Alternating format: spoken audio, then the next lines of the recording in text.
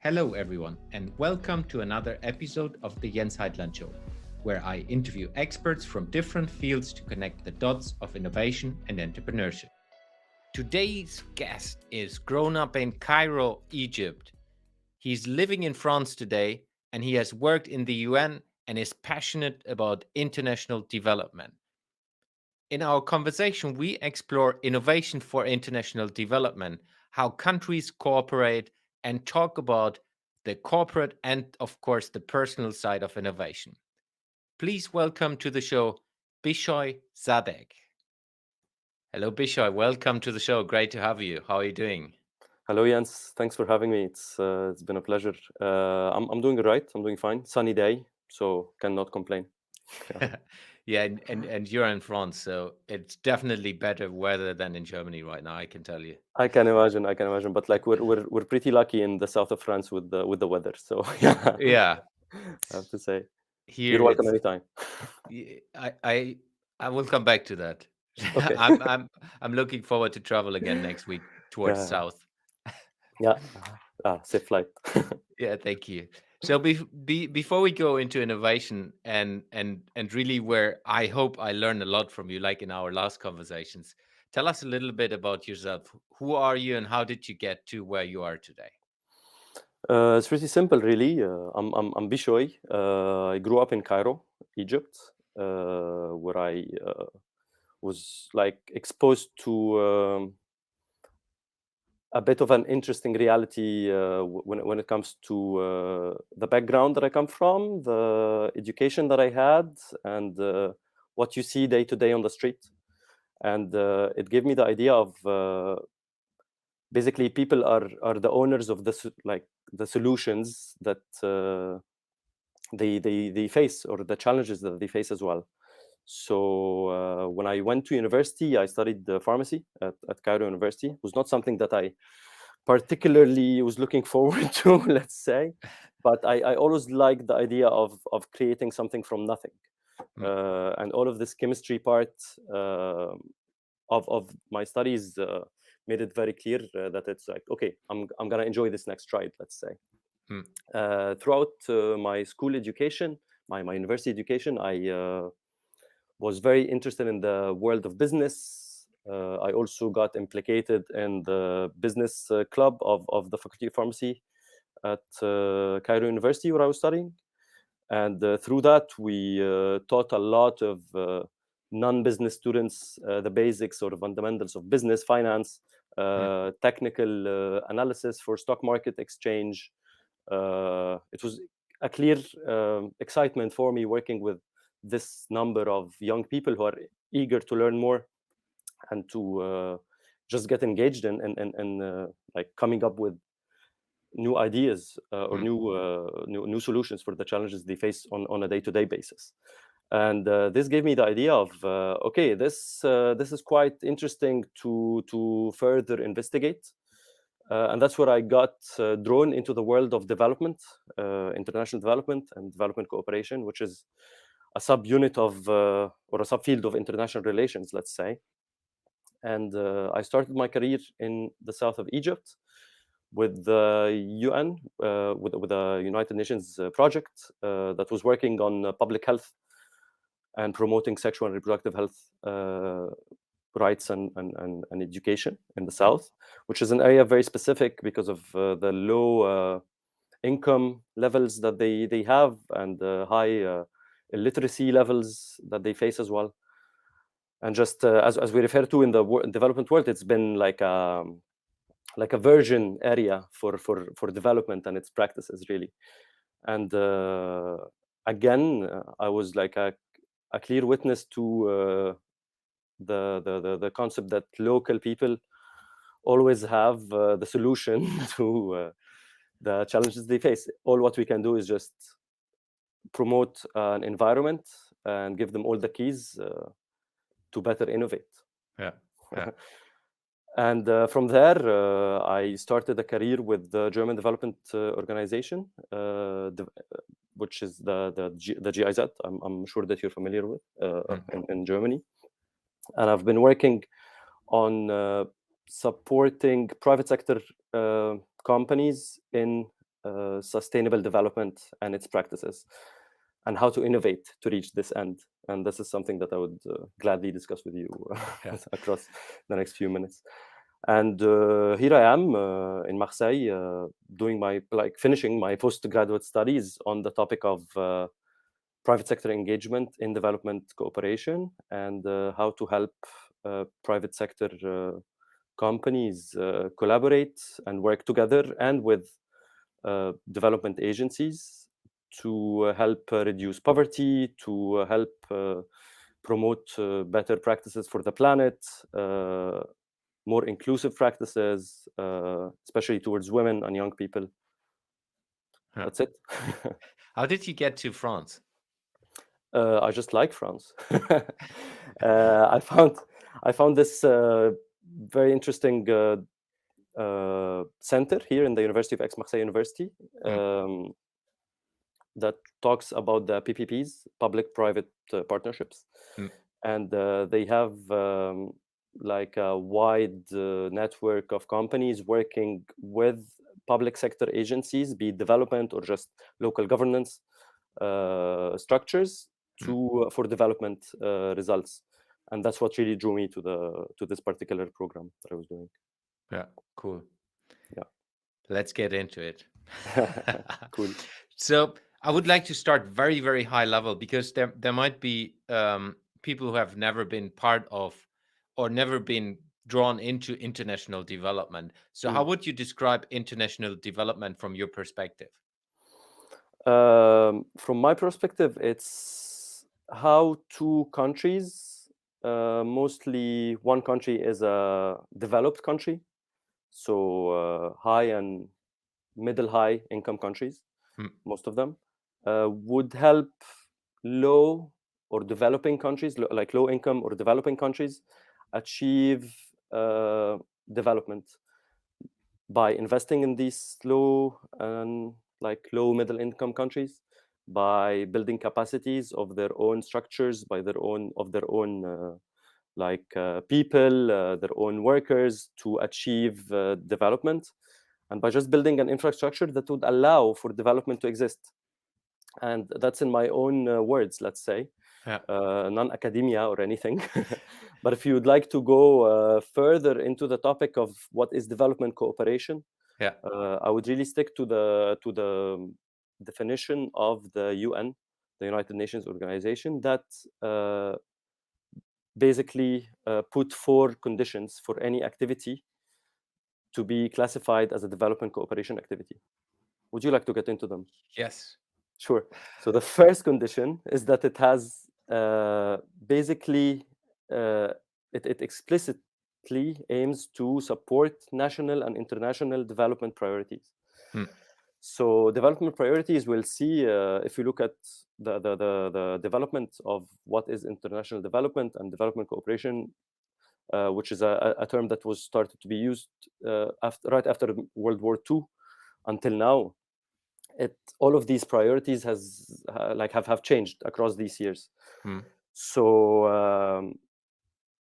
a development cooperation activity would be an activity that primarily tackles one of those priorities that keep changing. We can get into it now. We can get into it later if the time allows. Let's directly dive into it. It's an interesting topic. Great. I just don't want to take a lot of the conversation, So basically, once the world started coming out of World War II, innovation or development cooperation has been mainly used for economic reasons. So how to build a better future for the countries that have been massively affected because of the war and what happened during it.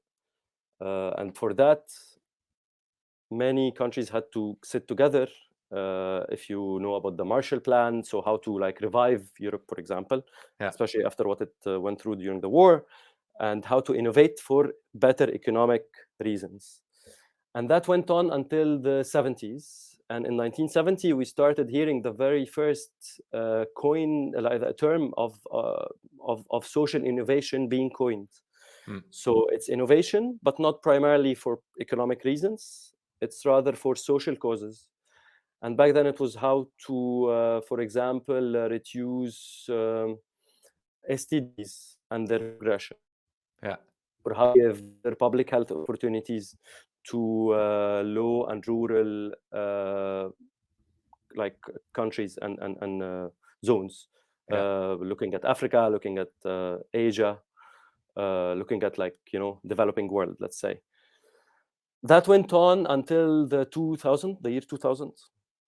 And from 1970s until the year 2000, really innovation has been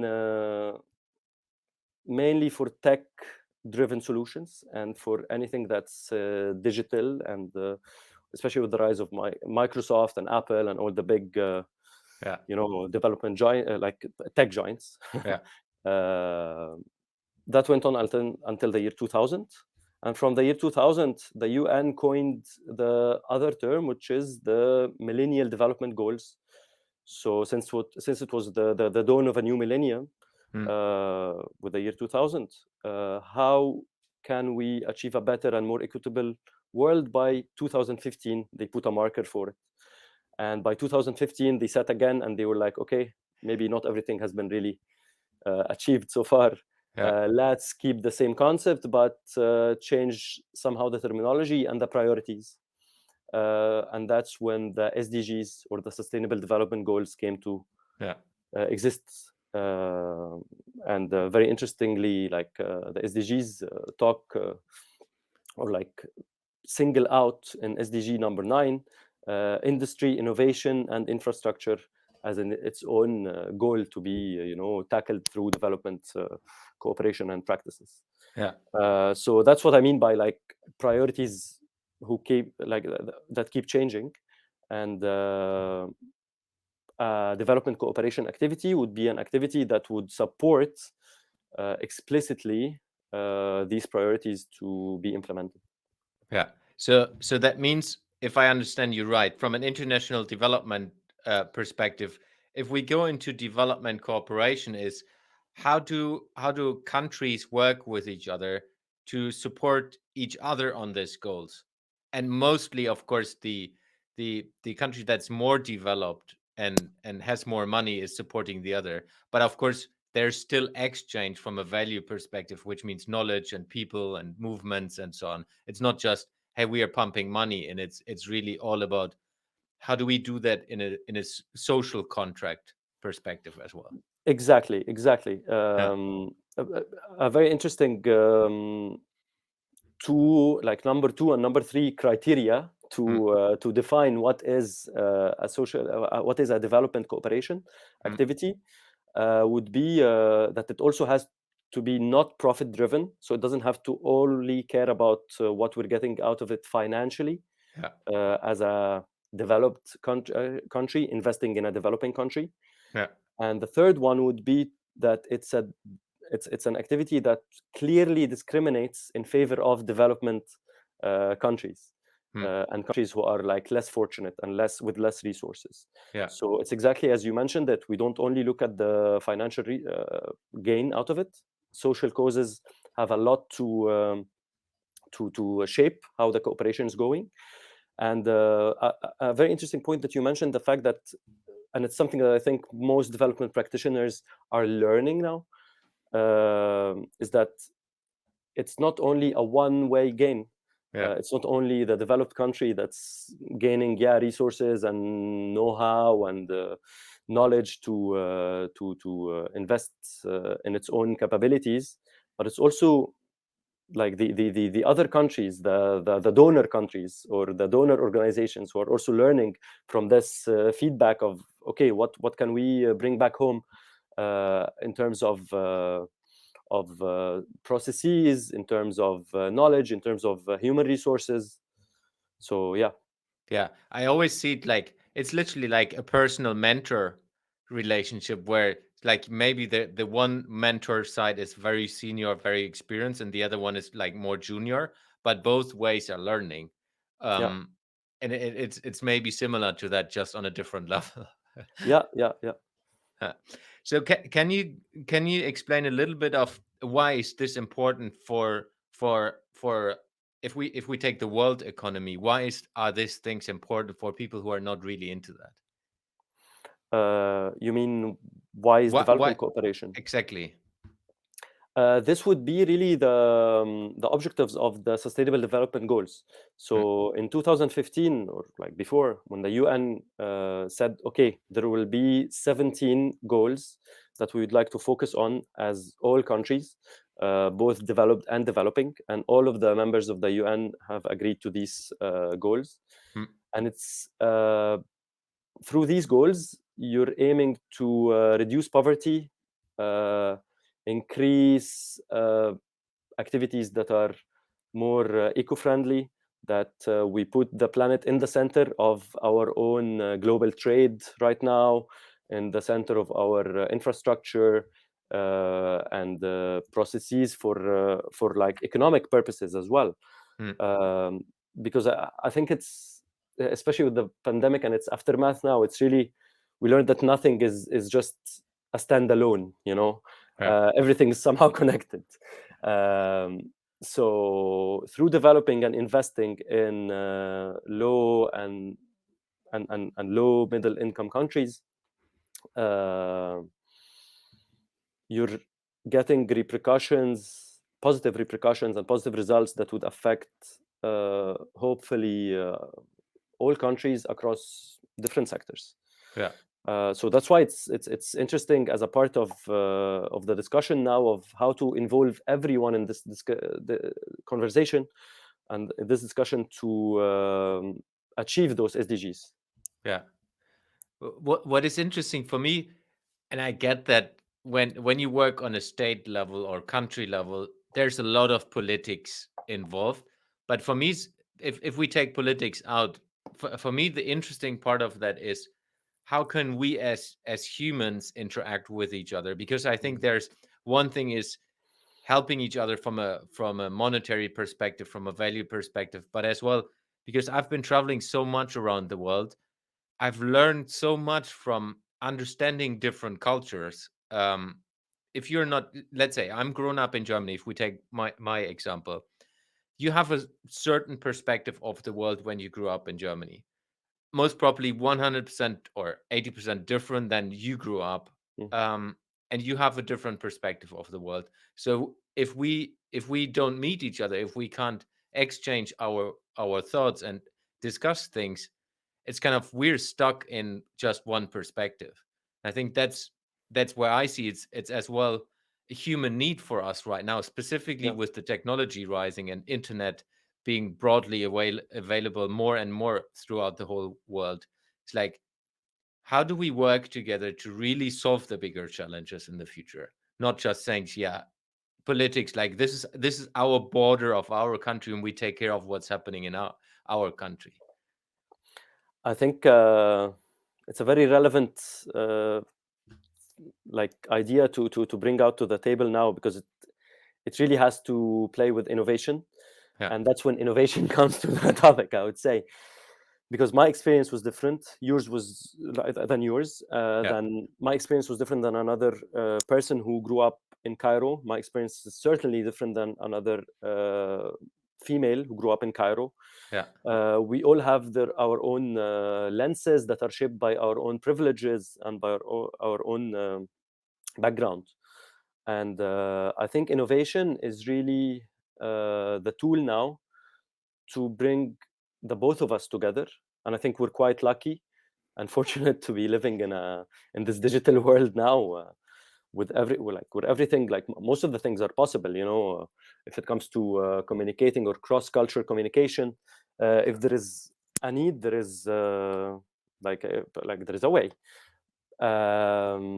It just, I find it something that really needs to to be said, or like that I personally believe in, mm, that it's always innovation. It's a means to an end.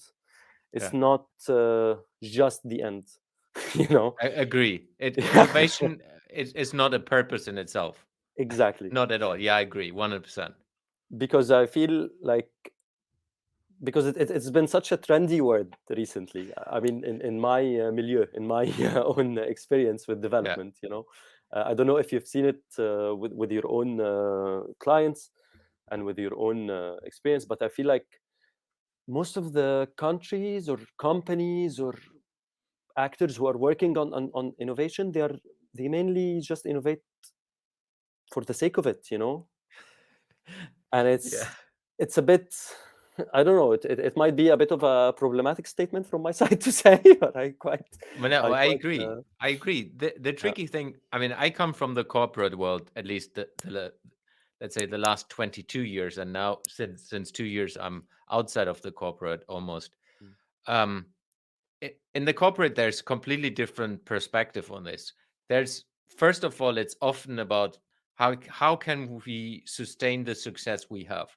It's not about how can we do better in this world. And I mm, know there are a couple of companies who are at least claiming they're trying to do better, but when you then work with that companies or inside of that corporations, you see it's literally only about how can we get more money into our pockets mm, rather than how can we solve climate change. yeah, And I know it's politic, but I mean, we have seen now with the COP 21 in Glasgow that not everyone is happy with the results because there have been mainly impacts, in my perspective, from a political perspective, mm, rather than how do we all together solve it, which I believe we have proven in the pandemic. Then, when scientists work across borders and really look into we have a global threat, how do we find a vaccine, for yeah, example, as fast as possible and do this in twice as fast as normal or three times as yeah, fast and if we would disseminate take it. the yeah, Yeah, exactly. and disseminate it even 5 times as fast. Yeah. Yeah, So how would we do that with climate change if we would all say let's do it? mm, It's possible. That's a for me a little bit mind-boggling. It's like what needs to happen on a global economical and as well society levels so that we all together do that, and not just that poverty in the same way. mm, mm, mm. That's a And very interesting one. yeah, and what's interesting about it is that the fact that it's already like even before the pandemic and like like all of these issues came to surface. Yeah, That was the sort of the background of the Sustainable Development Goals by the UN. It was basically a universal call to action to everyone, to governments, to private enterprises, to civil society organizations and non-profit organizations and non-governmental NGOs and universities and research institutions, like everyone, for action to end poverty, to protect the planet, and ensure that by the year 2030, all people are much prosperous, are much enjoying an inclusive world, that like all the social action that we have is in balance with the economy and also the environmental aspects of it and sustainable. yeah. Um, so yeah, I fully agree with you. How do you see what needs to happen to get towards that from your perspective? That's a big one, big one. If we bring back innovation to the picture, Hmm. um, I'm personally an avid believer of the human-centered design Yeah, approach to basically just elaborate a process and support an infrastructure and a process that would allow people themselves to define their own problem and to iterate solutions around how these problems or these challenges can be fixed, and to try out these solutions, fail, if so, quickly, yeah, accept the failure, come back again, iterate another solution, go try it, fail again, and then one time you'll hit the jackpot, you know. yeah. But is it then from your perspective distributed, not countries? It's really like because you said people. Is it like in the best case everyone?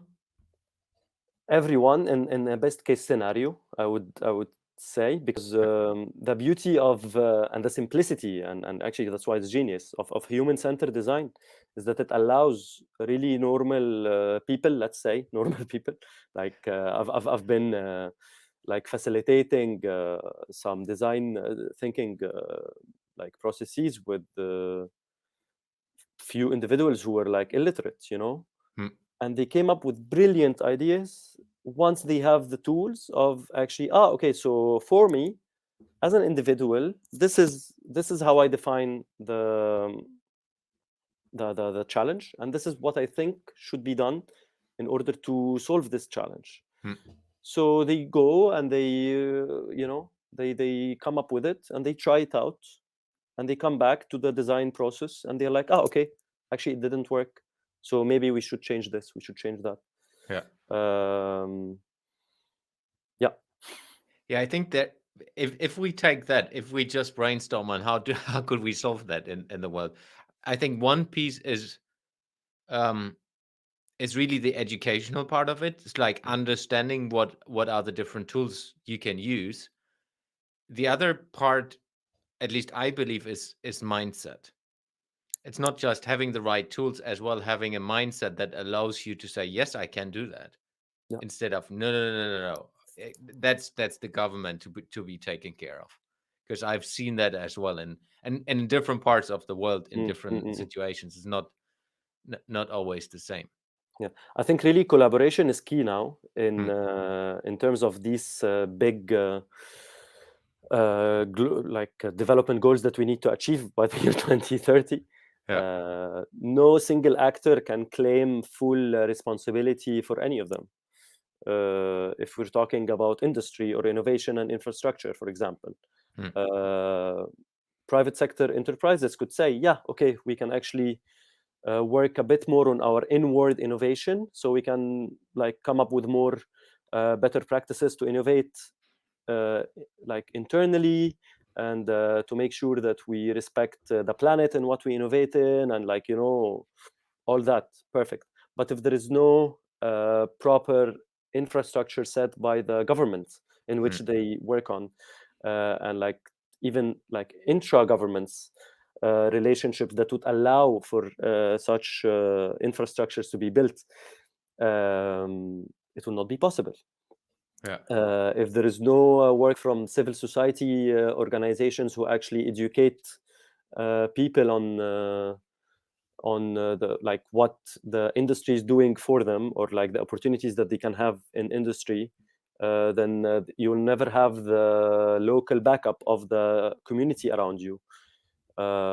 If there is no work done by universities and like training institutions on providing the skills needed for the like next generation of people who will be working in this new ideal world that you and I, Jens, are like dreaming of now, then you will not find any like competent workers to be doing this work. So it's really all about collaboration now. Yeah. It's quite interesting to think about that. If we say, I mean, 2030 is literally directly around the corner. It's not Tomorrow. far away. Yeah, it is. But I was just thinking, while you have spoken, it's like my daughter is getting 4 years old now. She's like a true digital native from Amazing. from the get-go. It's like she Amazing. has Yeah, no understanding the world without internet. If we just take that example, when she goes into the workforce, let's say she's let's say in 20 years, the world will be a different place. And I truly believe what you said, the collaboration aspect is a key part of that. Because as well, if we look into the technology development with Web 3.0 growing right now, which is around crypto blockchain yeah. technology, or not crypto blockchain technology, let's say, because a lot of people think crypto is Mm-mm-mm. like, yeah, it's Bitcoin and that's bad or whatever. But it's more the technology behind it Mm. enables so many things from a collaboration aspect. Yeah. And that's just one of the many aspects. But if we just take this, how do we work and already with our mindset raise our children and interact with them that they are naturally doing that. I think that's also a responsibility like you and I have with growing up kids. I mean, I don't know if you have kids yet. No. So then uh, you're off right now. I'm But off I mean, for the time being. I'll be calling you to give me some tips. good. You're welcome. No, Yeah. but another topic or to that point is, I mean, you work with youth empowerment as well, and and and as well women empowerment. I think it's different, but it's super important that it's not just let's say the white German dudes who are innovating together. It's like, how do you build diverse understanding of the world, that you understand, hey, what's happening in India, Mm, hey, what's happening in China, or hey, what's happening in South America, in the same way they need to understand where we come from, or I come from a German perspective. So it's mm, really, with that collaboration, we have the possibility of changing the world. And if we get our kids or the youth understanding that already, for them it's like, as we say, digital native, that's the native way for them to do it. mm, mm. I think with innovation, I think we really have the privilege of never having very solid ground, Yeah, and it is a privilege, you know, because like that you're always prone to change. You're always on your toes, thinking, okay, everything can change tomorrow. What would I do yeah, with the resources that I have today? And that's, if I'm allowed to, like, iterate on your situation now with your 4-year-old geek at home. uh, this is exactly what you're dealing with now. She will be joining a workforce in 20 years or whenever she decides, that you and I don't know about, yeah, and we don't know what well, like how like can we equip this generation with whatever needed to actually be like productive, or like, of a value to this new world. yeah, But what I can assure you with is like it's really it's a privilege that we don't have, we don't know, and it's a privilege that we know that we don't know, and we're open to trial and error. And I think now with the concepts that are like really like cross sectors, cross nations, like youth uh, youth empowerment or women empowerment, mm, it's because the balances have not been well for women for years and years and years, especially in the labor market. yeah, And according to some notable research by McKinsey, for example, who say that, okay, actually, private companies would be much more profitable if they have a diverse workforce. Diverse workforce meaning diversity in ethnicities and backgrounds and cultures, in sexual orientation and in gender. yeah, And because diversity is the perfect fertile soil for innovation. If we're back, like if we're circling back to the yeah. innovation topic, it's from being exposed to different ideas. It's from seeing and experiencing firsthand different ideas and how people who are different than you think and act. That's what encourages you to like think and act differently yourself. Yeah, and it's so important. And just a quick example. I was on a call yesterday because I'm curating different communities in different ways, and we have been, I think, it 8 people, and 8 people from 8 countries. Oh no, 7 countries. It was 2 Canadians, but then as well from 3 different continents. Yeah, And just bringing that together gives you an understanding of like, whoa, it's like we come from a different planet. You think it's the same if we take the example Germany and Canada, but it's yeah, still hugely yeah, different. yeah, yeah, yeah. And it's even more different. I mean, I've been living in Russia as an example. Mm, It's vastly different to Germany as well, or to the German culture, and yeah. to the understanding of the world. And it's just more fun To be It honest, it's is. just more fun. It's just more natural. Everything comes together much more easily. And like I personally had the best times facilitating and consulting projects, and I still do have the best time, like with the teams and projects that are across continents, cross culture, cross, I don't know, just it's much easier, you know. Yeah. Uh, But I think that's to everyone who is listening to this or watching it. Key part of that is as well emphasizing that not just in top management is doing it on project teams. Specifically, if you work with innovation, it's crucial yeah, to have different perspectives, and it doesn't mean that it is smooth. Because of the different opinions of the different backgrounds, there are sometimes like crunchy situations where you disagree. yeah, But I think exactly that's the magic. You need to disagree in between. If yeah, everyone thinks the same, you're not going to move anything. yeah. And you should always use evidence actually to like feedback Yeah. to like your innovation process, or like the process, whatever process you're using to actually come up with new products or processes, and use evidence from the ground, deliver it back to decision makers, to top management, to the people who are working on the innovation itself, Hmm. and always be close to like what you're doing. Like I'm also a big fan of the lean startup method of coming up with the very agile work plans for startups and SMEs. And Yeah. it really works on, okay, you work on an idea, you go try it immediately as it Yeah. is, as crude as it is. Uh, it fails or it doesn't. You learn something either way. You go back to your original business plan, iterate here and there, and so on and so forth. And that's how we learn, you know. Yeah, and I think there are different levels.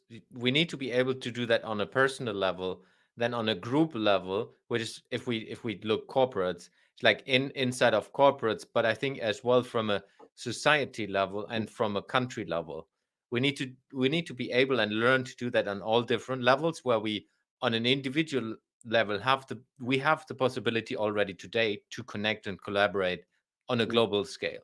yeah, Who is doing that? Who is really willing to yeah, put yeah, themselves out there? yeah, And I think the same on the other levels. We need to find ways of how do we do that even more that it's natural for us. yeah. And it's very interesting that you mentioned the levels now, because something that I've learned from my experience with development cooperation is how we should always support solutions that are scalable, or that could Mm, be easily scalable.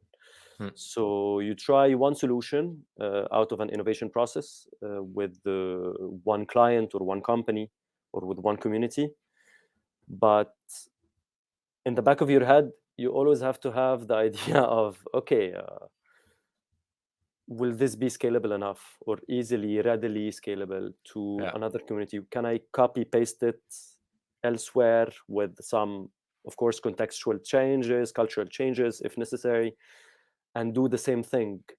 And you have all the horizontal scalability. So, like, okay, can I take it, to other similar communities or similar clients? yeah, And you have the vertical scalability as well. So, can I exponentially uh, make it bigger and yeah, just make much more people benefit from it, let's say.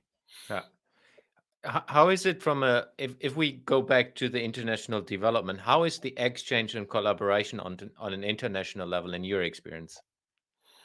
uh, it's I mean, let's put it like that, it's working really well if we're talking on certain topics. Hmm, So if we're taking, for example, how to develop labor market conditions hmm, in developing countries, you find most development cooperations, like agencies, are collaborating really well on that. Or like, for example, economic analyses of certain countries, or supporting SMEs in some countries. Like it depends on the topic, hmm. that's for sure. and you find it across topics less and less. Yeah. So, and that's the thing now. Like, if we really need to like make sure that, for example, the SDGs would be delivered by 2030, then we have to put in mind that we have to facilitate collaboration and co-creation across sectors. Yeah. So how to stop looking at okay, no, this is one sector and that's another, but rather, okay, that's one topic that could be across two sectors. This is something that I think some work is needed to be done on at the development in the development world, let's say.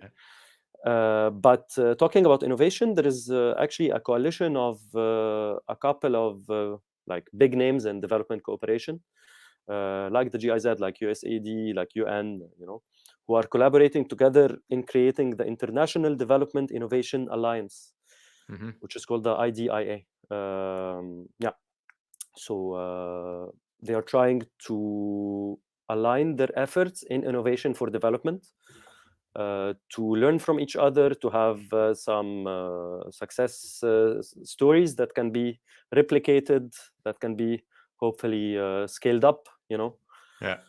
if possible. It's quite So it's quite it interesting. exists. Huh?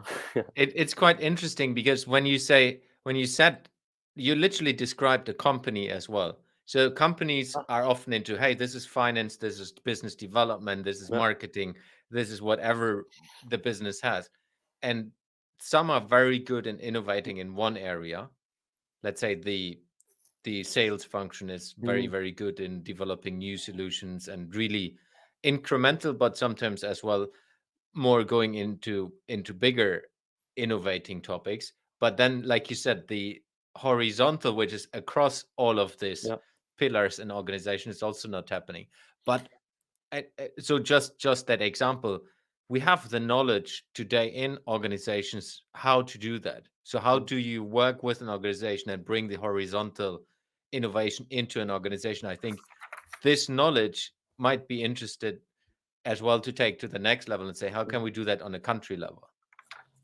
On a country level and on a sectoral level as Yeah, well. exactly. Yeah, and between different countries. And this is the thing that like this organization, the IDAIA, that's what they suggest, is that how to make collaboration across different sectors and across different countries possible, Yeah, and what can we as development agencies do in terms of providing the perfect environment for this to happen.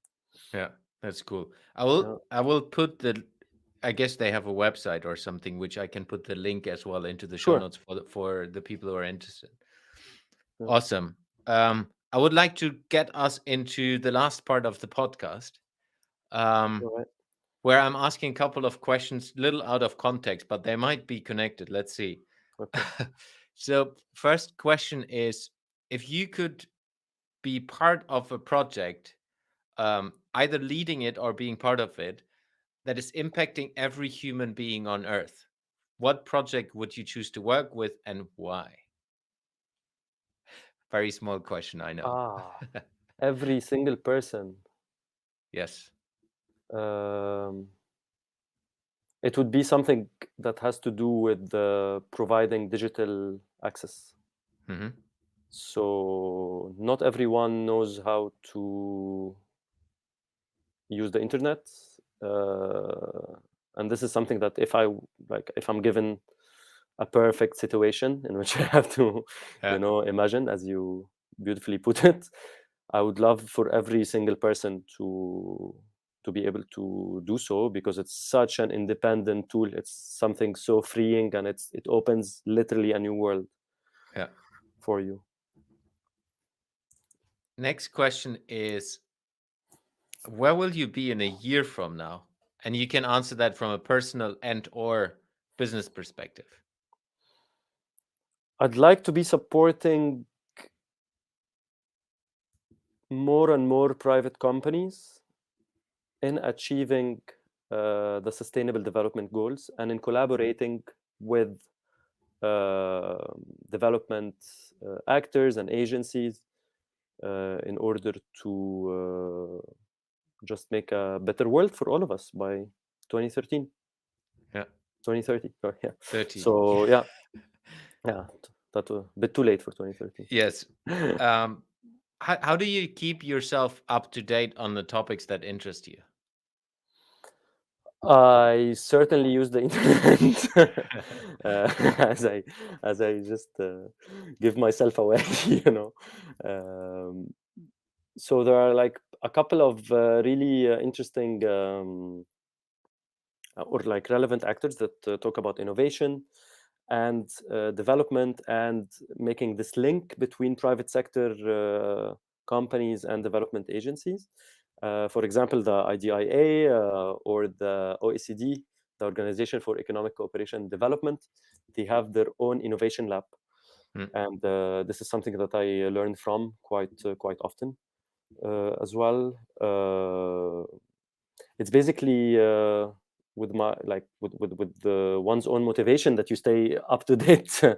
on the topic, and that was one of the main reasons why I decided to basically just take this time to work on my postgraduate studies, just to stay up to date and learn more. Yeah. Cool. Bishoy, Jens. we're done. Perfect. Thank you very much for being on the show. It was a pleasure. I've learned a lot. I think it's a topic I would love to dive deeper into, because I think international development is something we can all learn from, but as well give back, specifically when you have worked in corporations. I imagine. Thank you, Jens. It has been a pleasure having this discussion and the previous discussions as well with you. It's always very natural, really, and I learned a lot.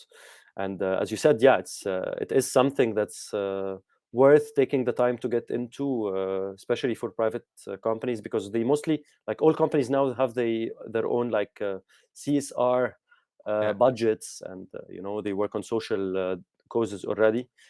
But what about linking this budget to the bigger global picture of the sustainable development goals that literally all countries on the planet are working on? So that's what I personally would love to see one day. Yeah, cool. Yeah. Thank you very much, Bishoy, and thanks, Jens. Stay connected and looking forward to learn more from you. Thank you. Yeah, me too. Best of luck with your innovation podcast. It's really one of the platforms that I look forward to. Thanks for listening to today's episode. You will find the links and resources in the show notes of this episode. If you would like to support the podcast, the most impactful thing you can do is subscribing to the show on any of the podcasting platforms and give me a review. This will help me to reach more innovators around the world and bring some of you into the show.